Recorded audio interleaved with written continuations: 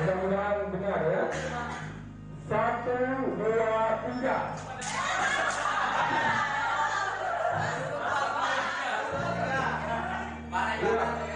Saya ulangi. 1. Ya. Tegak Pak Idris ya. 1, 2. 3, 1. Konsentrasi Pak Idris ya. Masih sebelum ada yang masih ada yang salah kita teruskan ya. Iya. 2, 3. Masih ya. 3, 1.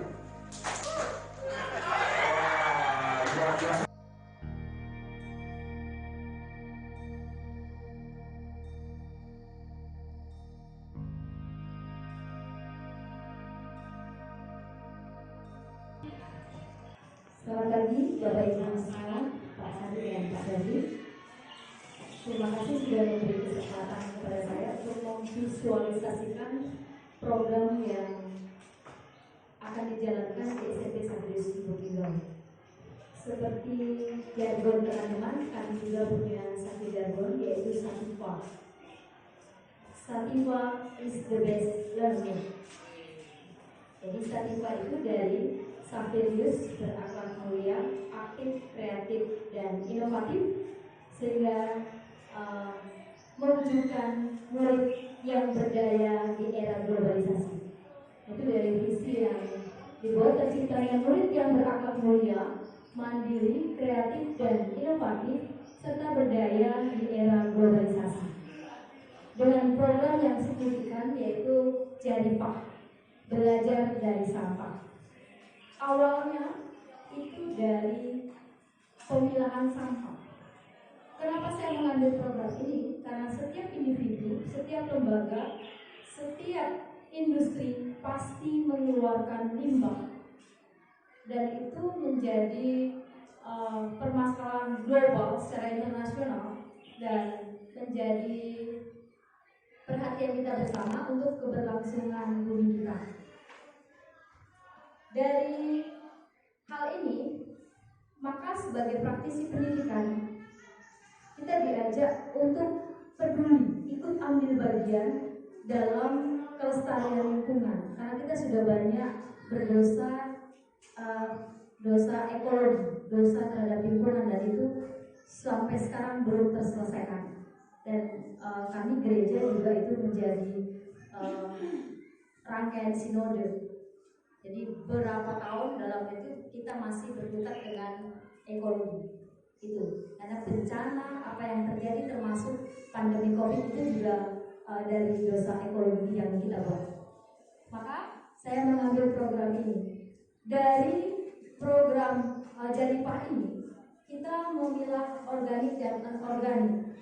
Dari sampah organik ada dua hal yang bisa kita buat, yaitu membuat ekoenzim dan kompos. Kompos ini sudah dibuat oleh SMA 5 ya, dan ini sudah berhasil.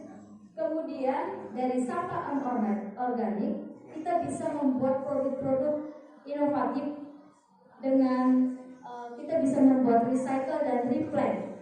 Warahmatullahi wabarakatuh.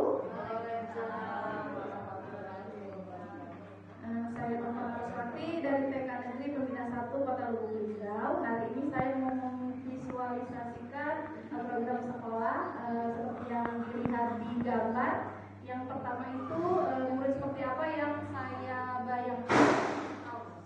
Di sini ada ibu guru, kemudian ada anak murid yang dipegang. Artinya ibu guru itu hanya sebagai penuntun.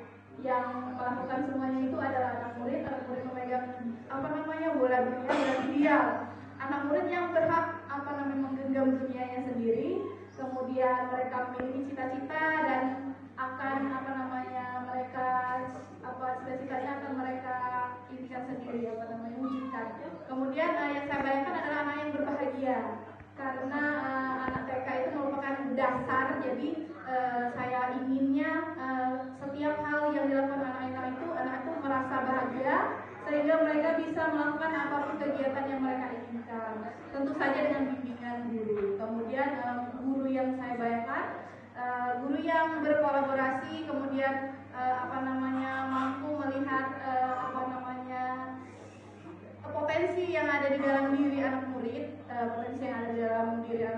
kemudian mereka bisa membantu untuk mengembangkannya, berkolaborasi, kemudian berpihak kepada anak tentunya. Kemudian lingkungan seperti apa yang saya harapkan, yang saya bayangkan ialah lingkungan yang ramah, yang nyaman, kemudian yang ramah dengan anak, kemudian yang bermanfaat atau mendukung semua kegiatan pembelajaran. Yang terakhir itu warga sekolah. Jadi di sini warga sekolah bukan hanya murid saja, tapi seluruh. Kalau di wali murid itu saya berharap wali murid itu dapat menjadi support system untuk sekolah, dapat mendukung semua kegiatan yang ada di sekolah, kemudian juga mengikuti setiap kegiatan yang ada di sekolah. Kemudian di rumah ini orang tua itu bisa mengajarkan anak muridnya juga seperti itu. Kami punya jargon juga namanya mekar, mandiri, edukatif, kreatif, kemudian berakhlak dan juga ramah anak. Demikianlah. Wassalamualaikum warahmatullahi wabarakatuh. Tujuan sekolah yang saya impikan yang akan datang. Ini baru saya membayangkan. Semoga terlaksana. Yang pertama, murid seperti apa yang saya bayangkan. Yang pertama, karena ini sudah saya jalankan, yang saya harapkan yaitu murid yang berpihak pada murid, yang mana dalam proses pembelajaran yang membuat suasana anak itu menyenangkan, yang nyaman, terus memberi fasilitas kepada anak bisa di dalam kelas maupun di luar kelas. Selanjutnya, kepala sekolah dan guru seperti apa yang saya bayangkan. Yang pastinya itu harapan saya untuk kepala sekolah dan guru-guru yang ada di sekolah saya, yaitu yang pastinya berkolaborasi. Karena yang saya lihat sekarang dia berkolaborasi cuma masih sedikit cuek seperti itu. Tapi ini harapan ke depannya. Untuk lingkungan belajar sekolah yang seperti apa? Yang pertama, karena lingkungan sekolah saya itu masih istilahnya kurang kalau untuk pohon, lapangannya pun sudah luas. Kalau bola kaki itu lumayan besar. Bolanya besar sudah. Yang jadi masalah itu sampahnya yang masih berserakan. Nah, jadi harapan saya yaitu lingkungannya yang bersih, nyaman, indah. Yang saya bayangkan itu nanti taman seperti itu. Ini harapan saya. Assalamualaikum warahmatullahi wabarakatuh. Waalaikumsalam. Bapak Ibu guru hebat. Di sini saya akan memvisualisasi tujuan program sekolah secara utuh. Kalau program saya itu kemarin Semarang 5. Ini yang utuh, bagaimana nanti di masa yang akan datang, kata Pak Sahrif tadi, setahun ke depan. Jadi murid seperti apa yang saya sebagai guru bayangkan. Sebenarnya ini keresahan saya. Ini kalau murid yang bahagia, nyaman, merdeka itu biasa. Tapi yang saya inginkan adalah murid-murid yang, karena ini saya mengajar anak kelas 12, kelas 3, murid sudah tahu. Kita masih ke murid pasti P5, beriman, mandiri, bergotong royong, berkebinekaan global, bernalar kritis dan berakhlak mulia. Ini memang impian saya untuk di masa-masa yang akan datang. Gitu.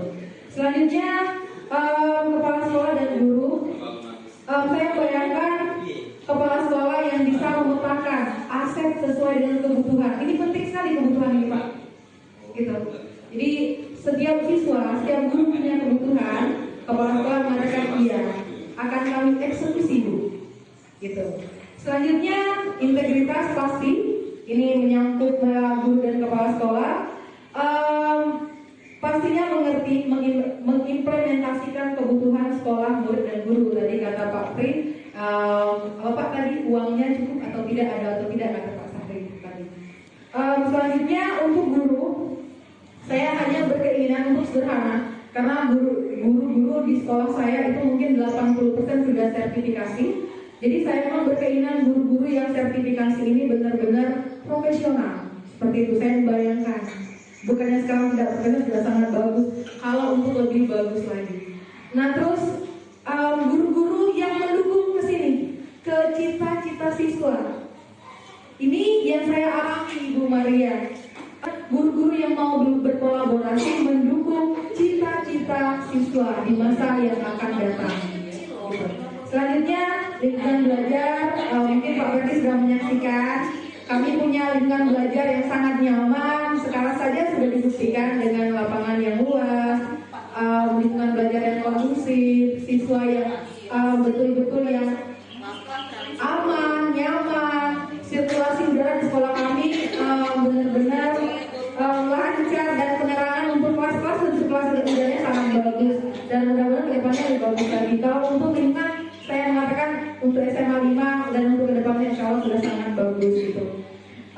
Selanjutnya warga sekolah dan orang tua ini mudah-mudahan nanti di kedepannya saya memperoleh orang tua yang mendukung program sekolah. Jadi kalau saya panggil bukan berarti anaknya bermasalah atau sesuatu kayak itu. Memang benar-benar ingin berkomunikasi dengan orang tua. Bahkan ini saya ingin nanti kalau sudah kelas 12 orang tua di tahun depan Pak ya, kalau saya jadi wali kelas akan saya panggil satu persatu. Anaknya mau kuliah di mana? Impiannya apa? Nah nanti baru dipetakan ke cita-citanya seperti itu. Jadi mudah-mudahan impian ini terkabul karena konsep utamanya adalah mendukung cita-cita siswa. Jadi anak-anak melek dengan dunia luar. Jadi intinya anak-anak itu jadi orang yang sukses seperti itu. Ya, terima kasih. Demikianlah visualisasi tujuan program sekolah. Saya akhiri. Wassalamualaikum warahmatullahi wabarakatuh.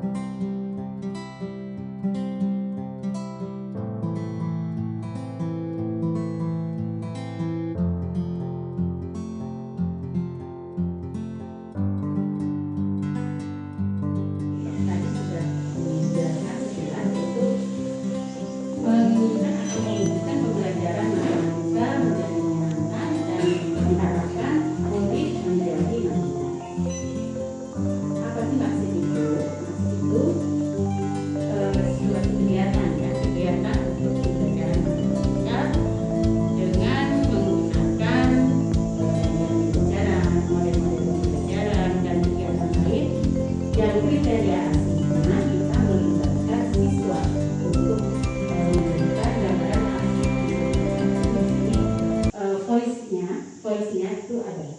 Jadi program yang kita gunakan ini betul-betul kita minta dari siswa, sehingga ketika kita melaksanakan ada rasa memiliki program tersebut dari siswa.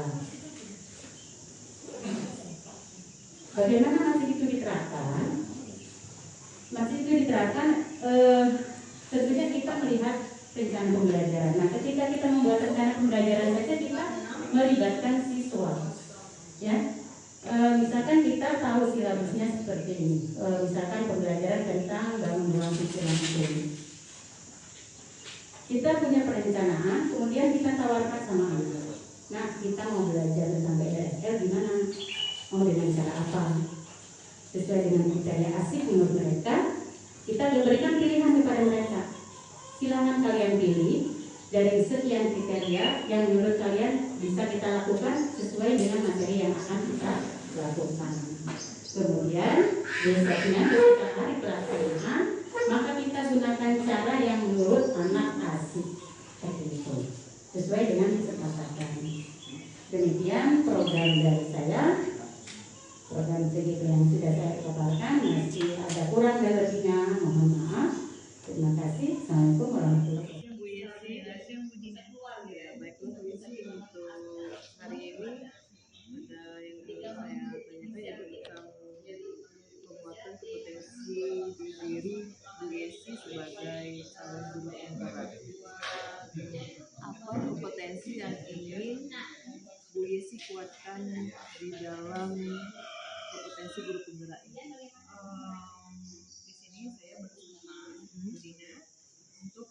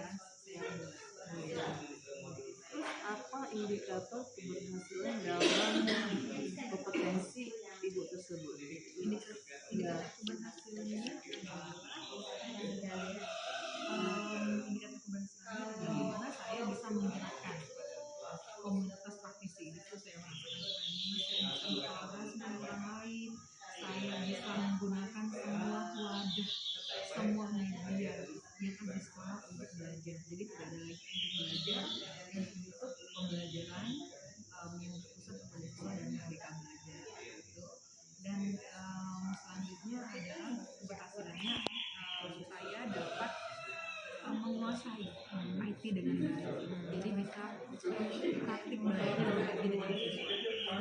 Seperti itu. Apa aktivitas yang akan Ibu lakukan dalam penguatan kompetensi diri sebagai guru penggerak? Aktivitas yang saya lakukan adalah yang pertama mungkin saya belajar hemat dengan CGP ini. Yang kedua saya berkolaborasi gitu. Yang ketiga saya senantiasa berusaha untuk mensosialisasi program guru ini kepada teman-teman yang ada di sekolah. Yang terakhir saya berusaha untuk melibatkan diri dalam komunitas praktisi yang dibuat oleh tim dari sekolah kami.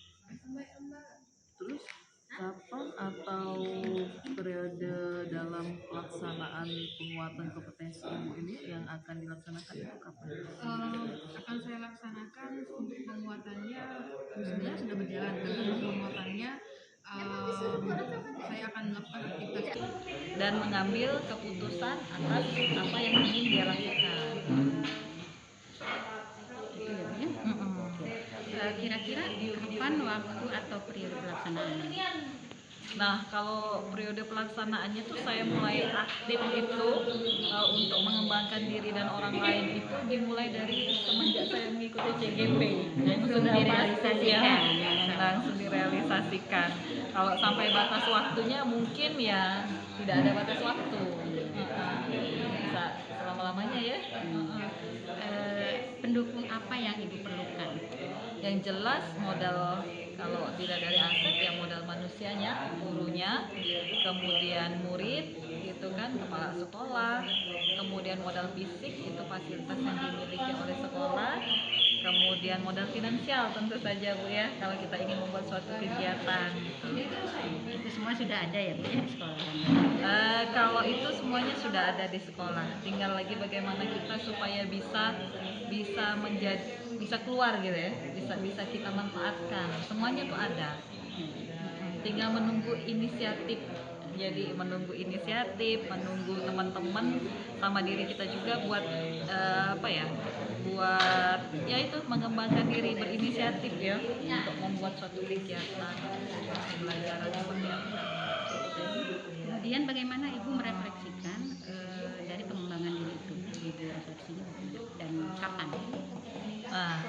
Jadi kalau hasil program itu misalnya kemarin saya bikin program LIAS ya, literasi asertif itu bisa bermanfaat untuk teman lain, misalnya kemarin saya melibatkan perpustakaan, bisa menjadi satu program perpustakaan, kemudian siswa juga bisa mengerti dan bisa mengambil sikap atas apa yang sudah dia baca atau sudah dia lakukan, sikap positifnya, bagi saya itu sudah suatu keberhasilan bagi saya kan gitu.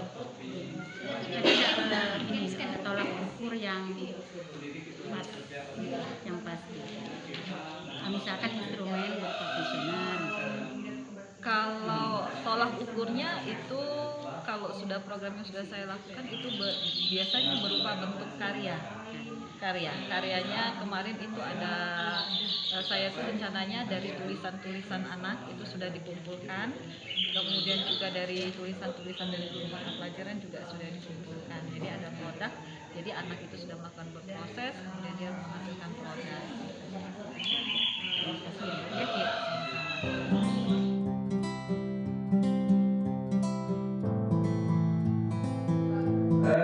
Baik Bapak Ibu sekalian, saya akan membacakan hasil daripada hari ini saya belajar titik-titik. Ini dari Bapak Andriansa, ini tulisannya cukup baik. Hari ini saya belajar titik-titik visualisasi program yang saya impikan di sekolah. Cukup satu Pak? Ya, satu saja. Ya. Terima kasih. Assalamualaikum warahmatullahi wabarakatuh. Baik, terima kasih. Assalamualaikum warahmatullahi wabarakatuh. Saya akan membacakan refleksi dari teman-teman. Hari ini saya belajar apa? Pertama dari Ibu Atika, belajar memvisualisasikan tujuan program saya, mengenali kekuatan dan kekurangan diri sebagai CGP dan mengetahui yang belum saya kembangkan. Kemudian untuk selanjutnya Pak Agus Triyono, hari ini saya belajar membuat visualisasi program sekolah sama Ibu Teresia. Hari ini mengidentifikasi kekuatan diri dan menyusun rencana penguatan kompetensi diri, visualisasi program sekolah, refleksi pengalaman, peningkatan kompetensi GP. Kemudian selanjutnya yang mana lagi? Habis. Oke, ini ya saya sendiri nih. Saya baca karena mungkin orang lain tidak bisa membaca tulisan saya. Bagaimana menyusun program? Saya belajar bagaimana menyusun program dengan baik dan mengambil pelajaran dari program-program teman-teman yang dapat diadopsi atau diadaptasi.